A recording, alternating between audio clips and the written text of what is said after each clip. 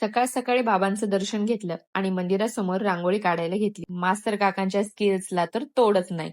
गोठ्यात जाऊन बघितलं तर गायींची अजून झोप सुरू होती, पण गंगाराम मात्र उठला होता आणि ही चिल्लीपिल्ली पण उठले होते. मग गंगाची बाहेर यायची वेळ झाली. बघितलं का किती रॉयल एंट्री आहे, आणि हा कोणी हिराचा मळवट भरून गेले. गंगा विचार करत असेल, मला जाहिरातीची भिंत केलीये, सारखं मला रंगवून जातात. पण क्यूट दिसत होता. हिरवा ड्रेस, हिरवा चारा समजून आज सगळेच माझे कपडे खात होते. माझं काम कधी संपेल याची वाट माझी मंजुळा पाहते. काम झाल्यावर तिला टाइम दिला आणि हा माझा संध्याकाळचा लुक. सोमवार आहे म्हणून पांढरा ड्रेस घातला. आज माझ्या 16व्या सोमवारचा 11वा सोमवार आहे.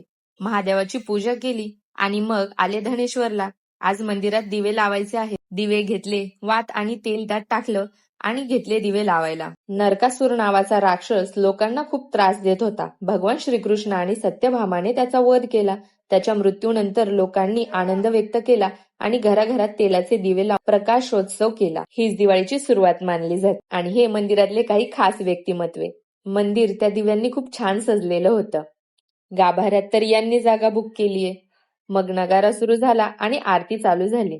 आज मला बाबांनी त्यांची आरती करायचं सुख दिलं, ज्याने मन प्रसन्न झालं. खूप कृपा केली बाबा. माग गेले तर पूजा आणि माझी मेहंदी सेमच. इकडे प्रसाद वाटणे चालू आहे आणि असाच माझा दिवस संपला. तर उद्या भेटूयात. हर हर महादेव.